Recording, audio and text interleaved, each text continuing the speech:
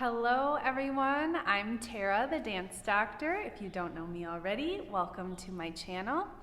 I am making a talking video today to address a question that I get a lot, and actually I'm thinking of doing one of these videos a week because I get so many questions from people both in my YouTube comments and on Instagram about different things, and so I'd like to start making these response videos so that I can give you a more detailed response than just typing. So the topic of today's video is my exercise and diet program that I use. I'm going to talk about things I've tried in the past and kind of my evolution as far as that goes. So I get a lot of people asking me if I use dancing as a form of fitness. And the answer is mostly no. And other professional dancers will be with me on this one. When you dance so much of the day, or if you're teaching so much of the day, dancing, your body gets used to it. And so then if I only used that as my exercise, my body wouldn't look and feel the way that I wanted it to. So I do have to supplement with additional exercise just because I dance so much. That being said, I do have students that have lost 10, 20, 30, 40 pounds just from dancing every day because their bodies weren't already accustomed to that rhythm. So it can be done. Using dance as an exercise form is possible, and it can help you lose weight. It just all depends on what you're currently doing. So I am currently doing a few different things. I usually exercise 5 to 6 days a week.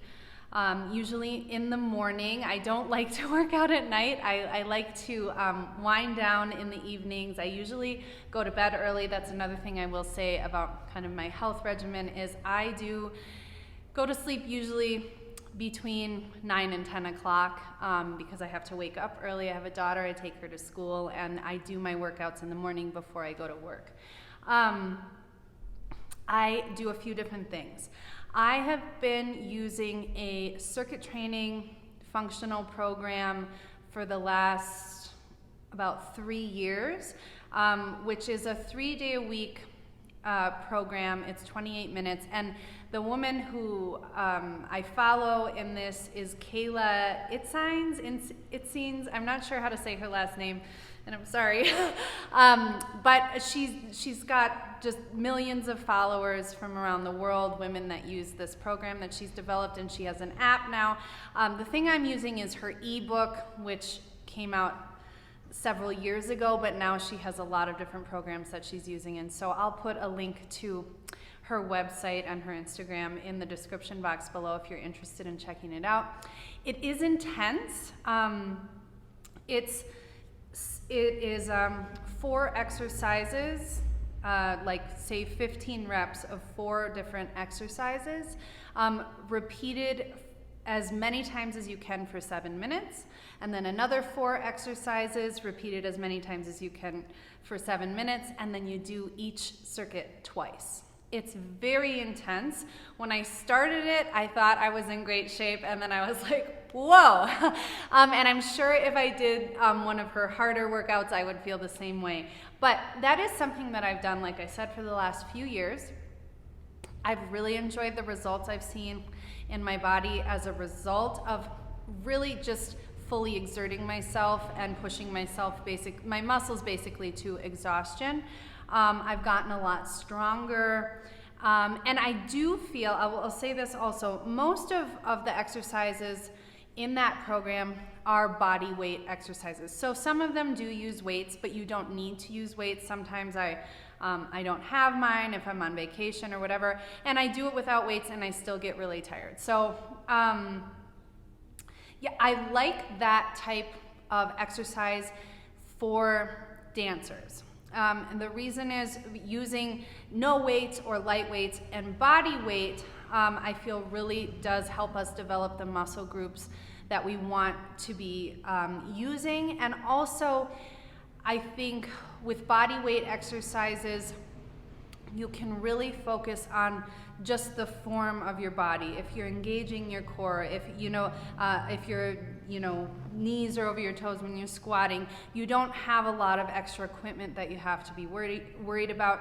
You also have to worry about form, of course, when you're doing weightlifting, but I do feel that body weight exercises do complement dance training a lot better because it helps us build a leaner muscle. And I'm not an expert in this, but I'm just speaking for myself because I have gone through periods of time where I do go to the gym and I lift heavy weights, and my body feels different when I'm dancing, when I'm doing weightlifting, versus when I'm doing body weight exercises. And so I've just come to this conclusion for myself, and I also know many, many other dancers, and it seems to be the general consensus.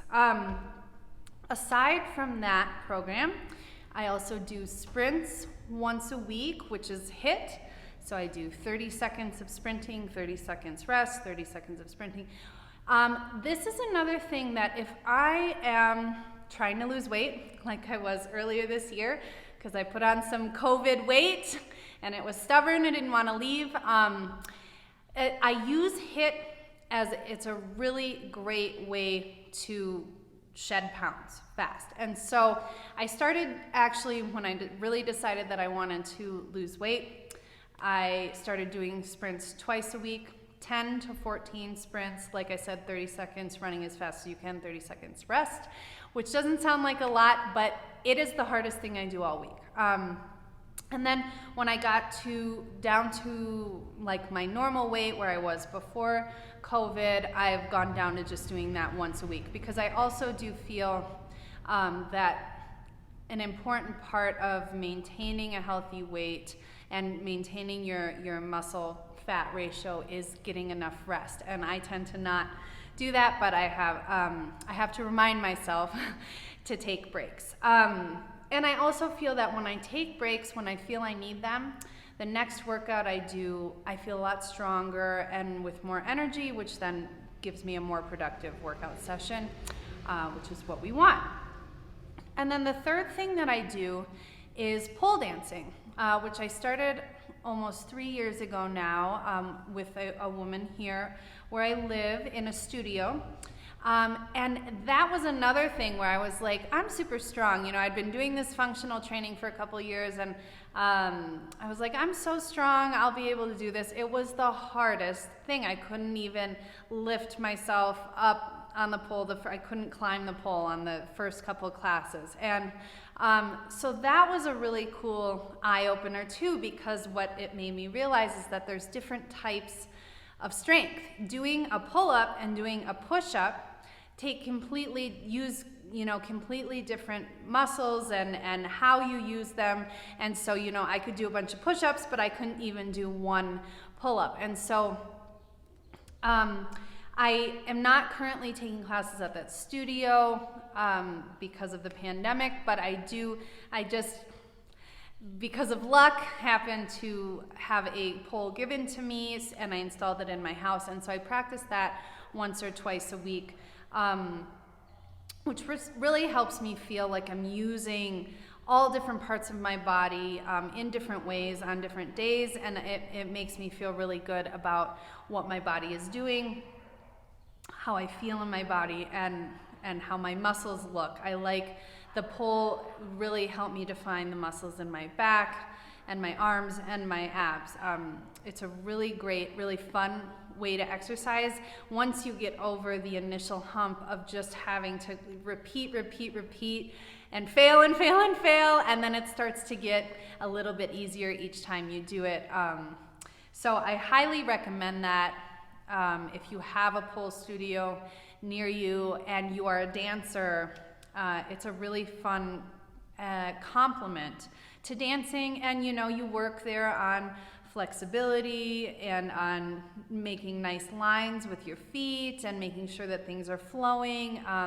So there's a lot of crossover between dancing and pole, but it is a bit more athletic, like gymnastic type athletic than dancing is. As far as eating goes, I have struggled with kind of using food as a comfort mechanism for my entire life. I was about 20 pounds heavier than I am now for all of high school and college, and then I had a baby, and my body changed significantly. When I had my daughter, I wasn't dancing, I wasn't working out, I was just kind of being a mom, and my body did change, and then I kind of rebuilt all my muscles and everything gradually from there. But talking about food, I follow currently a ketogenic diet. I do the bulletproof coffee in the morning, so I do intermittent fasting, and then I usually eat around 12 or 1 o'clock, and then eat another meal in the evening around 6:30 or 7. And I really like that way of eating. I do also, like if I'm on vacation, I do eat breakfast and whatever. The thing is, I have noticed that when I eat breakfast, it does make me more hungry throughout the day, and I do experience more kind of dips in my energy. And so I just find for me, having the coffee, with the bulletproof coffee is coffee blended with butter. And so I do find that keeps my brain really clear and active, and it also prevents these kind of dips that you experience throughout the day, for me anyway. And then the ketogenic diet is just a lot of healthy fats, vegetables, protein, like that. And I also, I'll say, and I think this is really important to know, when I was trying to lose weight, I cut carbs out completely, and I couldn't lose weight. I did not lose a single pound cutting carbs out. And then I read something, I don't remember where it was, that women actually need carbs for our hormone production, something. I'm not sure exactly what it was. I'm not a scientist, I'm not an expert. But I read that, and I was like, okay, I'm gonna add carbs back into my diet because I'm starving all the time and I'm miserable. And so I did what it said in that article, which was to just eat carbs at night. So I eat rice or rice noodles in the evening, and it helped me sleep better. I had more energy the next day, and more energy for my workouts, which then made that more productive.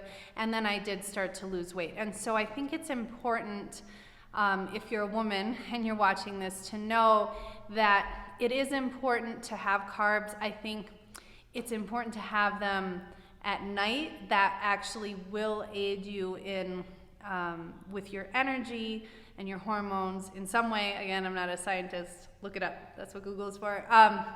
And weight loss, if that is what you are focused on. So I also cut out gluten from my diet when I was like 12 because like I said, I was quite a bit bigger than I am now after I went through puberty, and I was a dancer, and I was always the curviest dancer in the class pretty much. And so there was some pressure, not necessarily just to lose weight, but just to be in better shape for my dancing. And so, yeah, I eat gluten occasionally, but that has been something that I have avoided for many, many years. And also, I do feel like I get significant brain fog when I do eat gluten, and so I try to avoid it for those reasons as well. The other thing I'll say, other forms of exercise that I have done in the past that I do like as a complement to dance training is jump roping. So, you know, I would jump rope for 10 to 20 minutes, and you could do that every morning. It's really good for the muscles that we use when we're dancing. It's also really good cardiovascular exercise, which we do need as dancers. And what I did is I just kind of looked up on YouTube, different jump roping routines, because it can get very monotonous if you're just doing the normal jump roping. So you can do high knees, you can do side to side, you can do skipping. You know, there's a lot of different things you can do in the time frame that you're jump roping to make it more interesting. And like I said, that is a fabulous way to exercise that really does complement dance training. A lot of people do yoga and Pilates, and I think those are really great activities to do. They're not intense enough for me. I'm the kind of person that when I work out, I like to really be like drenched in sweat. I like to be totally exhausted when I'm done. And so I do yoga occasionally, more as a way to kind of relax than as a form of exercise.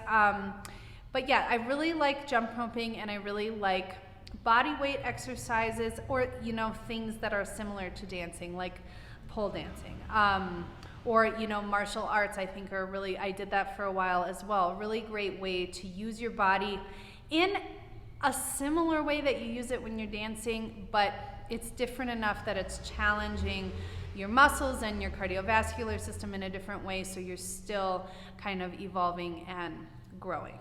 So that's basically it. That's my exercise and diet habits.